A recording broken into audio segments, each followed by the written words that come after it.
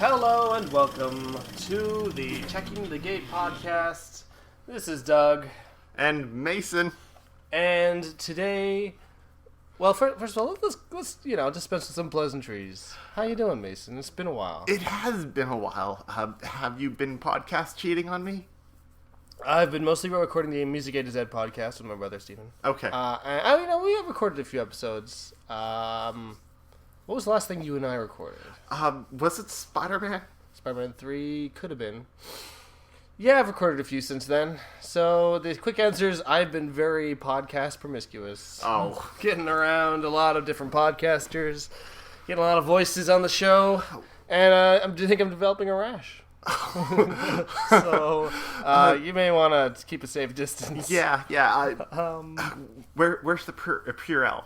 Where's the sanitizer? I feel dirty. So, what have you been up to? You got a job. I have a job. Because we still have yet to monetize this podcast, because we still have yet to actually get this out. Heard by people. Yeah. It's kind of ridiculous to ask for money when people are like, for what? Yep. It's like, yeah, well, we're doing stuff. They're like, where? Yeah. It's like, well, it's a secret. Oh, God willing, we'll be able to have like a Patreon though, or a Subbable, or Indiegogo. Yeah. Or something. First let's get some listeners, and then, Yes. then we'll go down the route of figuring things like that out. But then again, unless this one that we're recording right now is in like the first 5 or something, we'll probably have already like set that stuff up after it hopefully getting popular. So maybe what we're saying now is kind of anachronistic. Am I saying that right? Even if you aren't, I don't know what you're talking about. Oh, referencing the past inaccurately. Oh, anachronism. Yes, the Okay. genie from Aladdin did it all the time. Except it was the future. But everyone was like, he's a genie, whatever. Yeah. Rest in peace, Robin Williams. Well, that got sad all of a sudden. Well, let's try to have a good time. Yeah.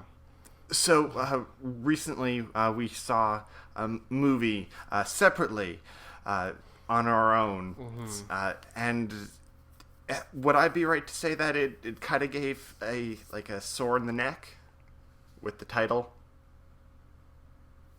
I'm trying to transition to Whiplash, yes. the movie with Miles Teller and J.K. Simmons. I'm doing it poorly. It was a little convoluted. Yeah. Well, no, it was a little contrived. That's the word. Yeah. But you know what? Whatever. Yeah. So we watched Whiplash. Yes. 5, 6, and I want to be great. And you're not. We got Buddy Rich here. Little trouble there. You're rushing. Here we go. 5, 6, and. Were you rushing or were you dragging? I don't know. If you deliberately sabotage my band, I will gut you like a pig.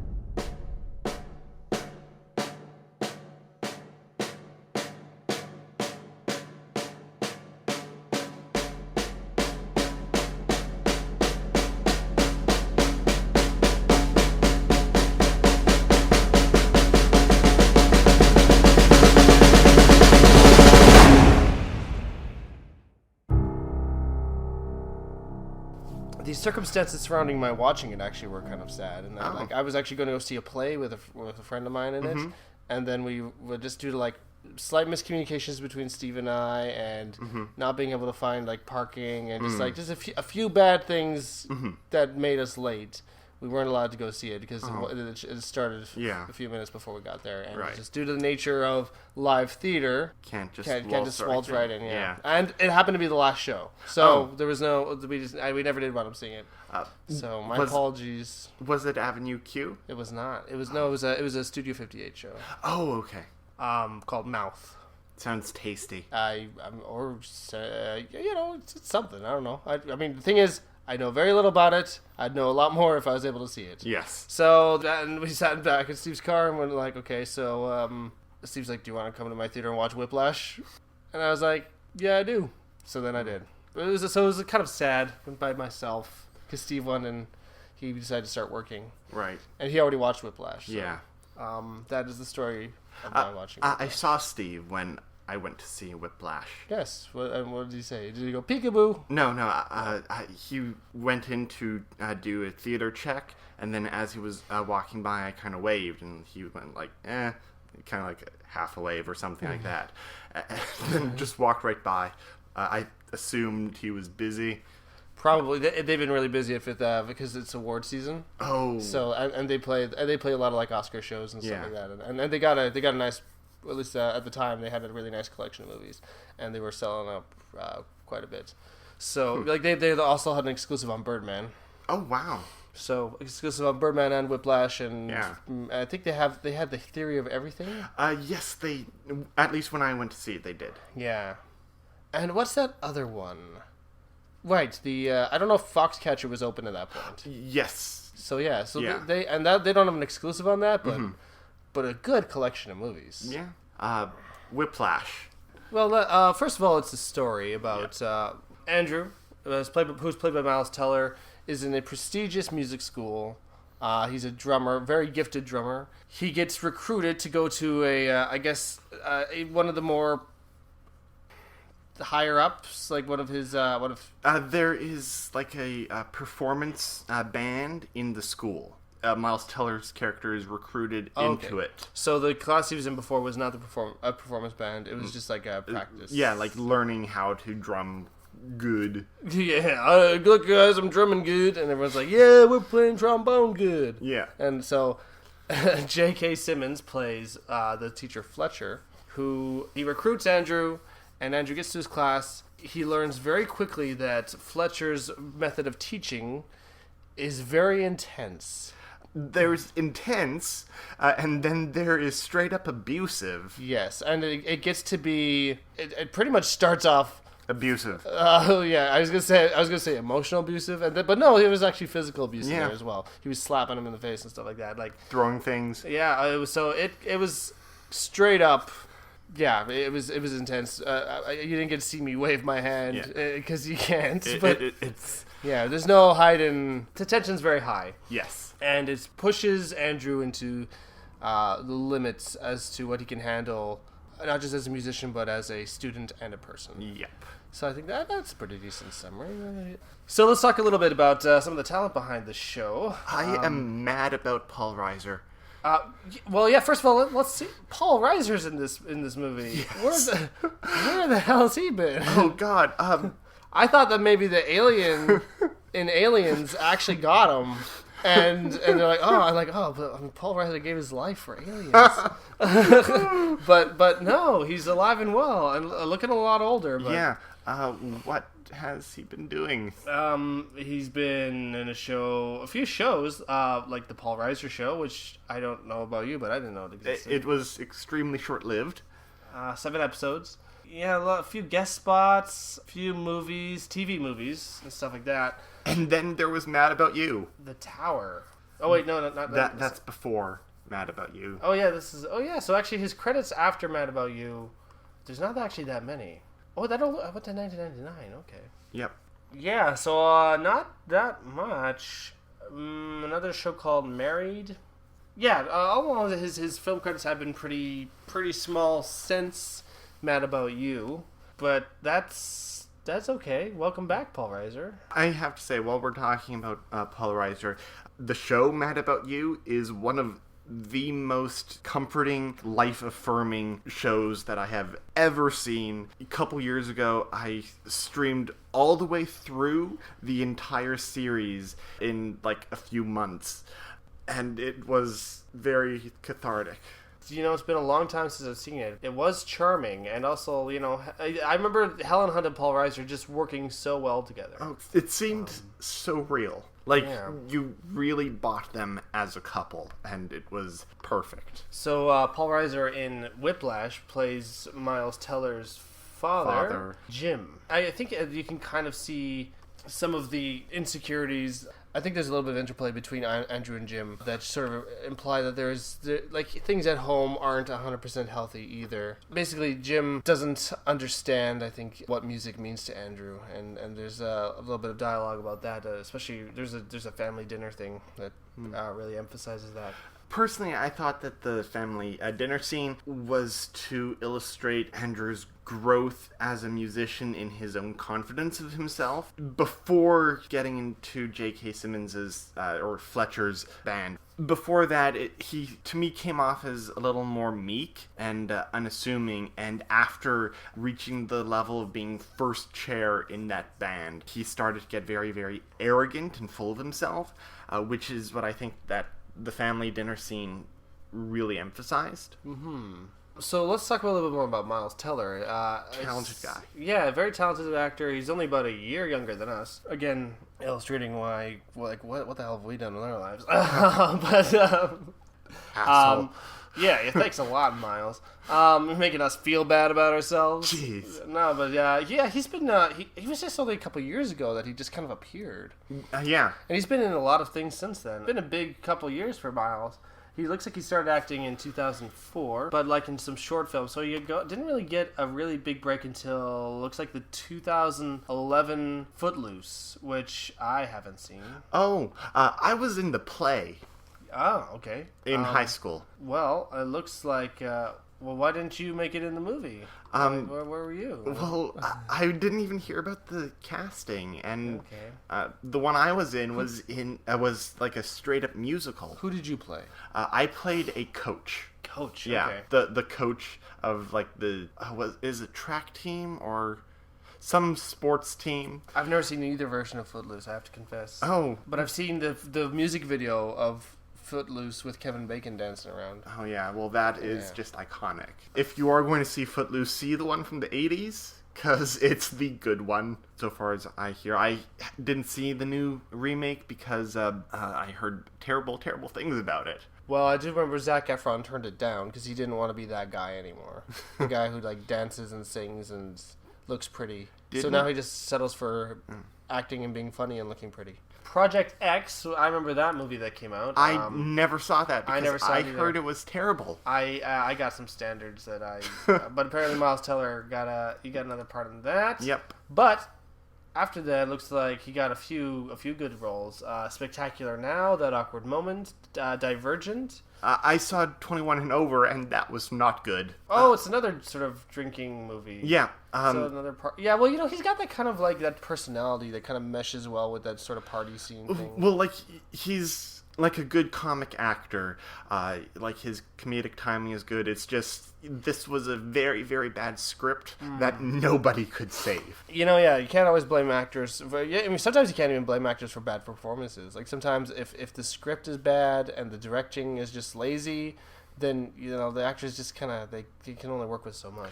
Sometimes what happens is the actor and director will kind of get into it and be like, no, I want to do it this way because that's what's going to be good. And then the director will go, okay, let's do it that way. They record it, and then they say, now let's just do it one more time my way, and we'll make it work in editing. And then they just take what they originally wanted.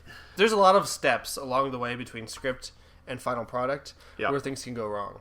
It's kind of amazing sometimes that movies ever go right. But The Spectacular Now was a good one to see him act. And he is actually working alongside Shailene Woodley, his co-star from Divergent as well. Yep. But they play love interest in this one. But it's a very real, raw, emotional story about teen alcoholism. You want to see a good Miles Teller performance, that's a great one to go to. So I highly recommend The Spectacular Now. I think it's on Netflix. Things come and go from Netflix quite a bit, so I'm not going to say that for sure. I think that takes us to Whiplash. So I think that this is a big step for him in Whiplash. As good as The Spectacular Now was, I think that there were more opportunities for like really powerful acting. Yeah. And also J.K. Simmons, who plays Fletcher, the teacher. I'm so glad that J. Jonah Jameson is still working. Yeah. I gotta admit is that he does kind of have like an acting style, and I haven't seen him depart from that too much. And maybe I just haven't seen him in the right roles, but well, it seems like he kind of has the same two characters that he just switches around. Right. Like there's like the Fletcher, the J. Jonah Jameson roles, and then there's like him in the Farmers Insurance commercials, and Juno, and Law and Order Special Victims Unit sometimes. Was he in Special Victims Unit? Yeah, they kind of recycled the same cast for different parts. So J.K. Simmons is one of like 2 or 3 psychiatrists on the show. I haven't watched that show in a while, so I only know the first few seasons really well. But I would say that what's good, at least, is that he kind of knows what kind of movie he's in here. Yeah. Just like he knew who he was in Spider-Man. Mm-hmm. He was J. Jonah Jameson. He was a comic book character, and so like his anger and sort of abusive nature was hammed up. Where here in Whiplash, it feels a little more real. There's peaks and valleys. Yeah, exactly. And I think that we do get to see some more of the more like emotionally complex stuff that's going on in him as well. Yeah. Although he kind of plays a lot of similar kind of characters, at least there's, I think, acknowledgement as to his surroundings and the material he's working with. So yeah, I would completely agree with that. And even though he's got a thing he does, he's good at it. Oh yeah. So it's like it's hard to really. No, really he complain. is an amazing actor. He's really good at what he does. And some actors only have like 1 or 2 different types of characters that they play, and it's incredibly obvious, and it's just really tired. And he always brings something new, even though like it would be very easy to pigeonhole him. He's still, I think, a versatile actor. He actually works a lot. Yes, he does. He's a busy guy. The Closer, he's played 109 episodes there. Generator Rex. The Venture Brothers is a hilarious show. Young Adult. Young Adult. Oh, he only did a voice in Young Adult. But did you see Young Adult, the Jason Reitman film? It's really good. Up in the Air. So I think Jason Reitman likes working with him. I get that impression. Yeah. Oh yeah, in Ultimate Spider-Man, the TV series, he plays J. Jonah Jameson again. So he's really embraced that role. Where some people are like, I don't want to do the same thing over and over again. He's really jumped right into J. Jonah Jameson, and we're looking at you, Mark Hamill. Well, you know what? Mark Hamill played the Joker for a long time. Yes, he did. Yeah. So, all right. So now that we've talked about the cast and everything else they've done ever, let's talk a little bit about the movie and what did you like about it, Mason? I really liked the movie itself. It was a really great. What you liked about the movie is the movie. Yes. I liked how stressful that it seemed. Like you could really tell it was really intense for the characters. I liked that it was very well written. I liked that it was very well produced. A good movie. In my opinion, the only person who could do anything in this movie better would be Edward Norton. Edward Norton? Yeah. Like if I was played every character, and he's like, yeah, he's there and he's chastising himself as he's looking at a green screen, but then like he fills himself in later. He's like, I'm so sorry. I'll do better. It's like, you better do better. You're out of here. Wouldn't you pay to see that though? Edward Norton does every character in your favorite movies. You know what? I don't know if I could sit through a whole movie of it, but if I could go through like a clip show of him like playing everyone in, like, let's say Terminator. Yes. Where he plays Sarah Connor, he plays Kyle Reese, and he plays the Terminator. Yeah, so he plays the main roles. Yeah, you know what? I'd say that there's a lot worth watching there. Yes. Fair enough. All right. Dear Damian Chazelle, we think that you should remake Whiplash with Edward Norton playing J.K. Simmons, Miles Tellers, and Paul Reiser's role. And the girlfriend, too. Yeah, you know, well, she didn't have... Okay, sure. Yeah, why not? Just throw in the girlfriend. Yeah. The girlfriend who has a name. Yes. Nicole, played by Melissa Benoist. I think I'm going to say Benoist. Benoist? I'm going to... We're going to get angry emails from people in Quebec. You realize this. You know, this happens all the time on the Music A to Z podcast. We can't pronounce any damn thing. We're so bad at it. I want to say Benoist. Benoist? Benoist just sounds so weird. She's a regular in Glee. That's where she's from.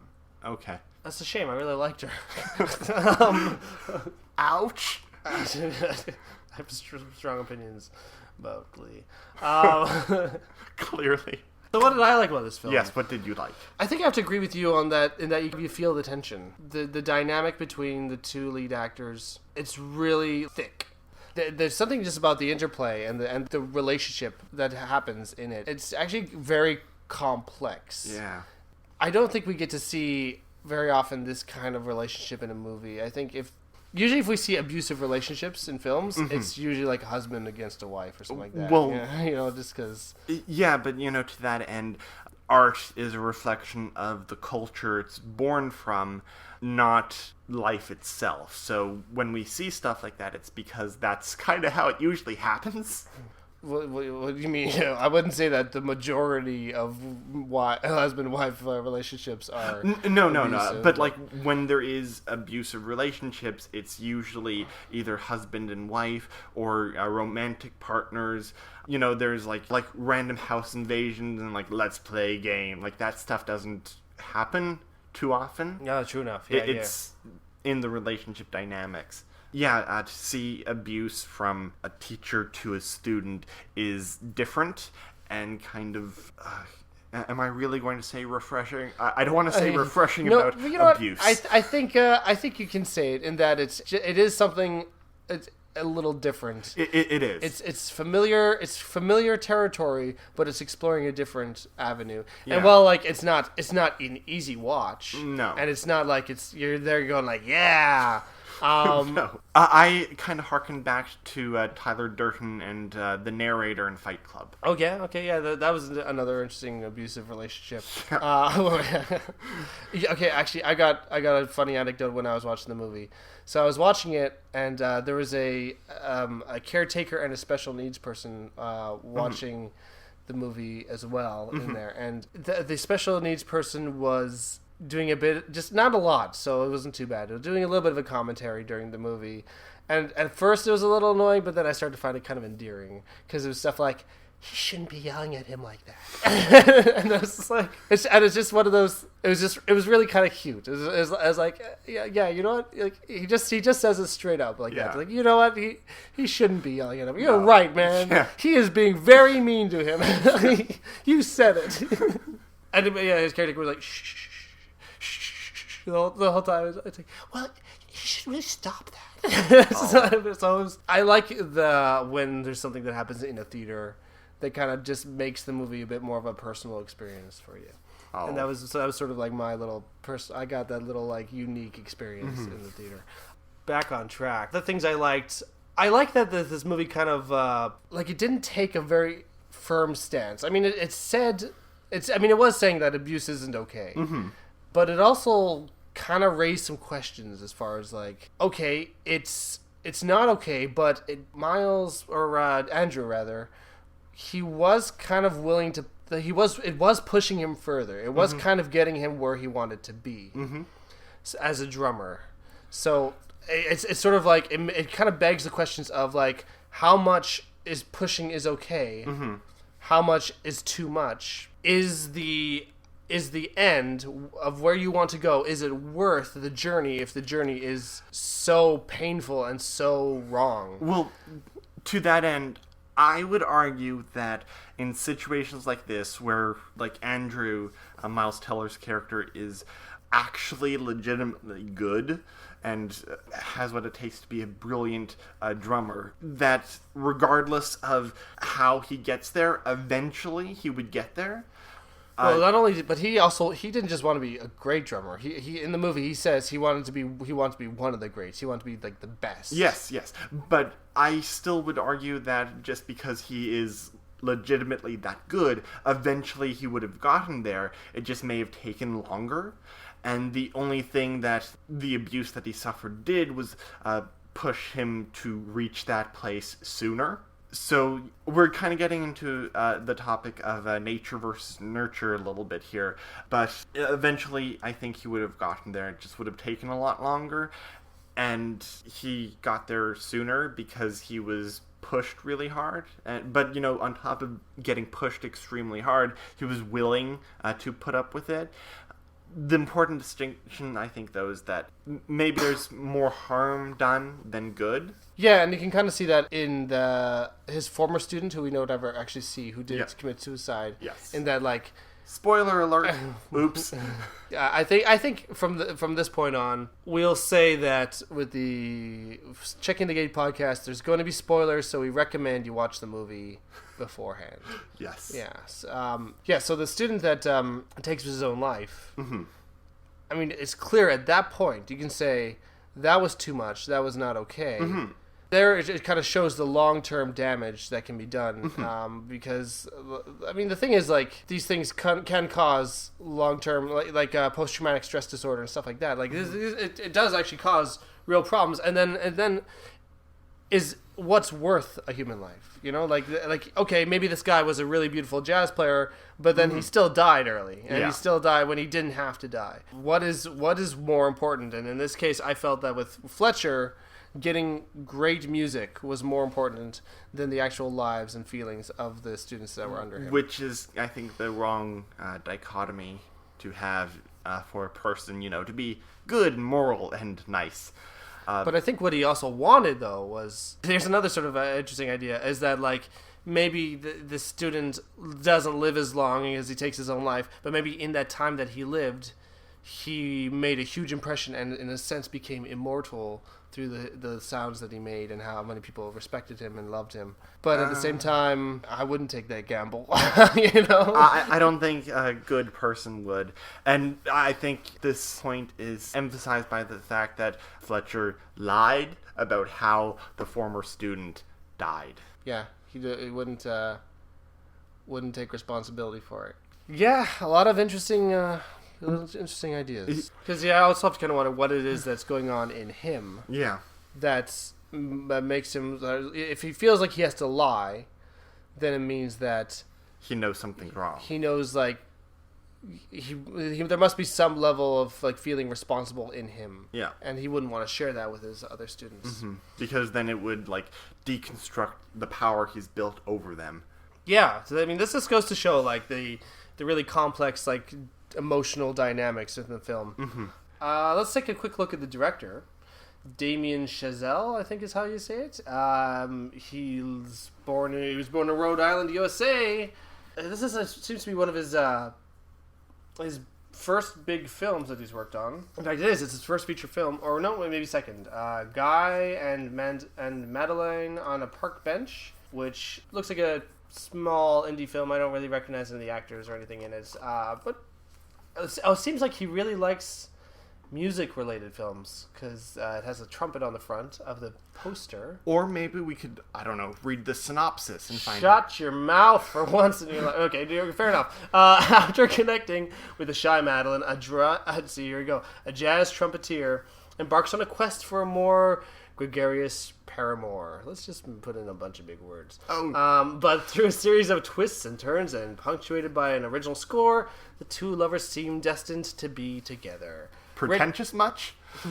Written and directed. So he's a writer-director, not just a director. Writer-director Damian Chazelle. I mean, you know, it could be good. I wouldn't just toss out the word pretentious too easily. So then there was a Whiplash short, which starred J.K. Simmons as well. So he's kind of essentially, it just said his credit as band teacher, but it is essentially the same role. And it looks like there's no Andrew in it, so must be a bit of a different focus. I'd be curious in seeing that. I imagine Whiplash, maybe the DVD will have a special feature of the short film, or maybe the short film is somewhere on the internet. Could be. So then Whiplash is his second film, and he's working on a film called La La Land, about a jazz pianist falls for an aspiring actress in Los Angeles. So it seems that he has this theme about jazz and music and relationships. I mean, if his other films are as good as Whiplash, then it's kind of hard to complain. And I'll say this: I love the music in Whiplash, but I'm a big jazz fiend. I love it. But it's nice. It's nice. He's a kind of a self-made filmmaker. He's written his stuff. He's produced his stuff. He directs his stuff. Clearly has a thing he does and a vision, and I kind of hope he starts to get more recognition. Let's move on to what didn't work for us. What did you not like? The trailer. The trailer. You didn't like the trailer. I didn't. Well, like I saw the trailer, and it kind of seemed to set the intensity of the film like way up here, and then I went to see it, and it was just kind of like right here, still like pretty high. But so what's happening is Mason is gesturing his hands. Yeah. One of his hands is really high. That's the one that is the trailer. Yeah. The trailer's intensity. Yeah. And then he got another hand, his left hand, significantly lower, probably around the elbow area, maybe a little bit higher up the forearm. Yeah. And that's where the movie's intensity was. Yeah. I think the movie had moments where it got pretty high. Yes. And the thing is, like, of course the trailer's gonna like be really intense. Yeah, but like because it's a trailer, and you can get the intense parts in there. Yeah, but you can't to keep it that intense for like an hour and a half long movie. It's nutty. It's nutty. Well, although I'll say this: you ever see the movie Warrior with Tom Hardy? The last hour is like UFC fights, and somehow they do keep the tension level like super high for like a whole hour. And it's bloody stressful is what it is. Which is what I was expecting. I was like, oh my god, this is going to be so intense. I need to see this movie. It was, pretty intense. Just like not as high as I was expecting from the trailer. So you feel the trailer was a bit misleading? Well, not really like misleading, just like raised my expectations too high. Okay. So there you go. The trailers these days are getting too good. Yes, they're getting too. They psych you up. Yeah. I'm glad it wasn't. It at least didn't spoil that much. Well, yeah. So like that's the main thing for me.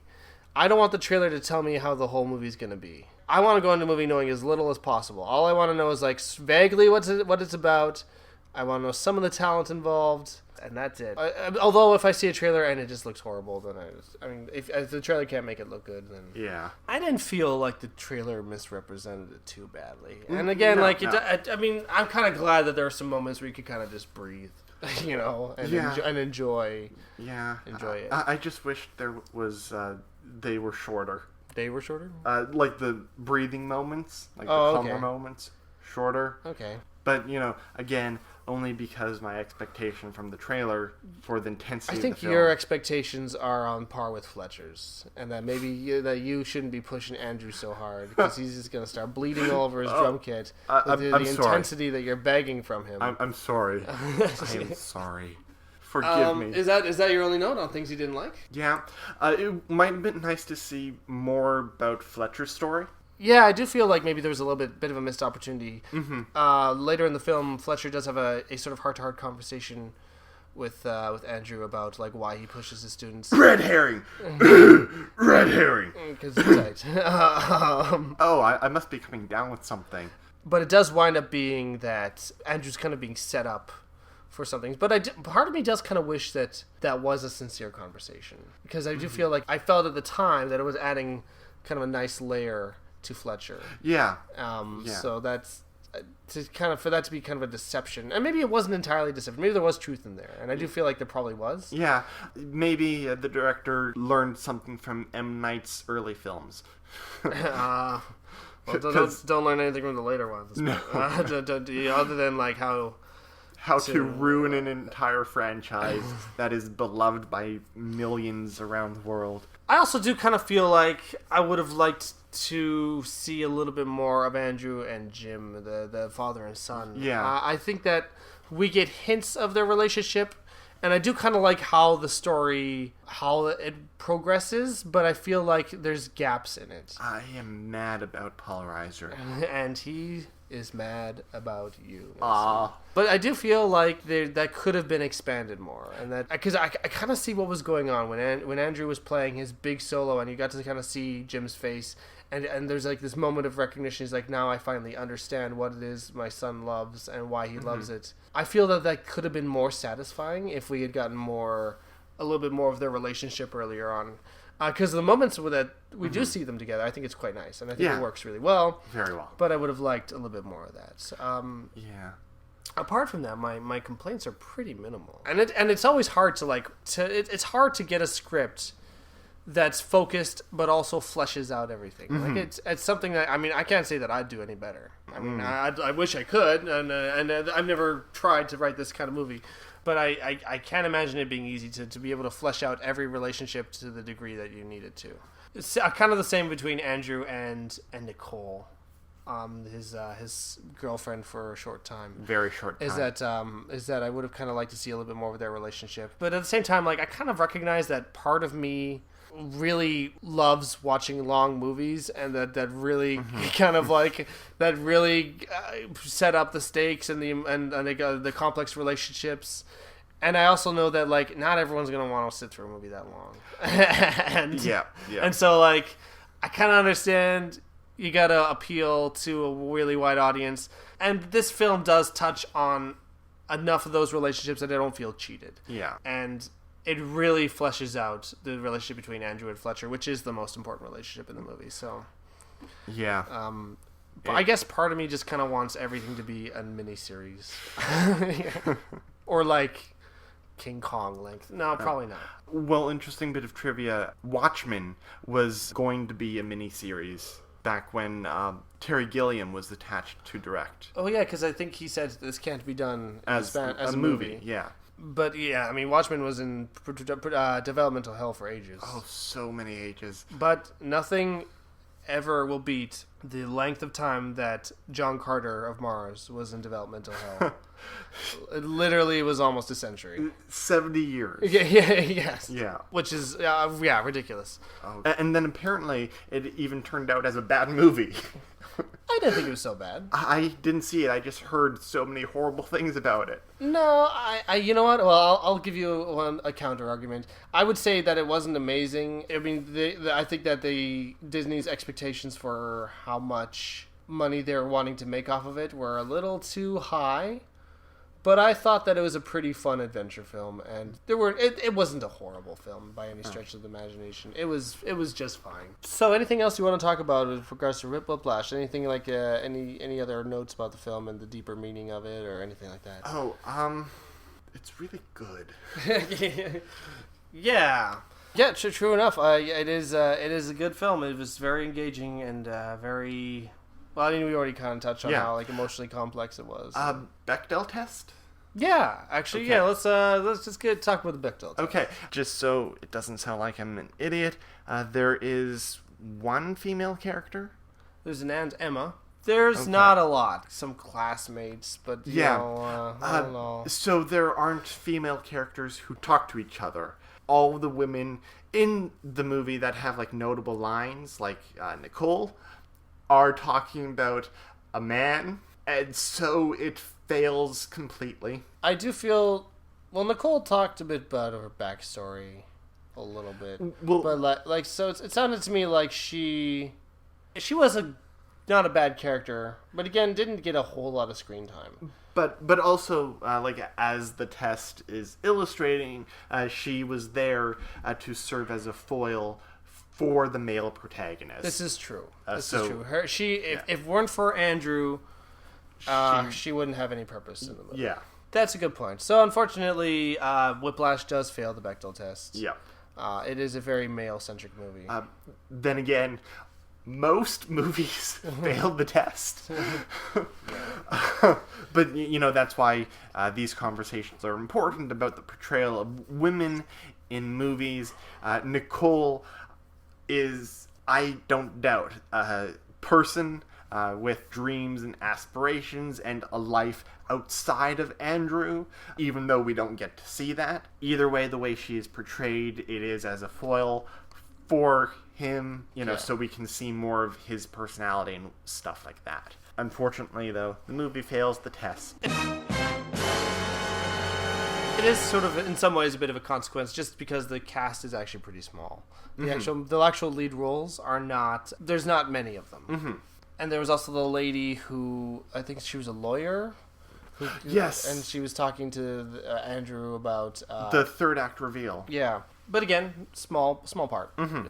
But there were very few big parts. Yeah. The big parts were Andrew, Fletcher, and Jim. They were the big roles. Yeah. So, Mason, Yes. would you recommend this film, and who would you recommend it to? I would not recommend it to recent survivors or escapees of abuse. That would probably be a very, very bad decision. It might just flare up some Trigger some- warning. Yeah. Trigger warning. But I do recommend it for people maybe who are kind of getting over an abusive cycle, just to sort of like recognize and reaffirm. I think to recognize some of the signs and to reaffirm, like, yeah, these are things that are damaging. Yeah. And but yeah, if you're kind of in the middle of it, I don't know if this would be a very comfortable film for you. Or even like right at the very tail end. Could be traumatizing. Regardless, though, who I would recommend it to is people who like indie movies, people who like J.K. Simmons, people who want to see Miles Teller in a movie where Shailene Woodley isn't making out with him or related to him. Or kicking him. Yeah. I recommend it to film buffs for sure. Yeah. And also a little bit beyond that, to people who really like jazz music. Oh, yeah. People who like a little bit of meat, emotional meat to their movies. I think could really get a lot out of this film. Yeah. I think that it doesn't have that as a lot of like mainstream appeal. It's not a family film. Don't bring your kids to it. It's too intense. Oh, and very also much so. they might dissuade them from wanting to pursue music. Musicians, I think, should also watch this film. Yes. Because I think that I think it's also just a good point. Anyone who's kind of in the arts and wants to push themselves to be really great, they should see this film so they can just ask themselves, it's like, well, what's worth it? Yeah. What is worth me achieving my goals? Like, how much do I have to compromise? How much do I have to put up with for me to make it? And and that way you can kind of ask yourself, like, maybe A or B is too much, or maybe C is just right. Who knows? Yes. What would you give it out of 5? 4.5. I'm kind of going 4.5 myself. Okay. Yeah. We agree, finally. Yeah, Mason and I see eye to eye on something. Let's mark this day down. Woo. Well, thank you for coming by and talking to me about Whiplash. Oh, thank you for having me. Thank you, everyone, for listening and putting up with us and our tangents. Oh, so many tangents. Yeah, but we hope that it was an engaging listen nevertheless. Yeah. So, thanks so much for listening to the... I was about to call it the Music A to Z podcast. Thank you so much for listening to the Checking the Gate podcast. This is Doug saying farewell. And Mason saying goodbye. And we're moving on.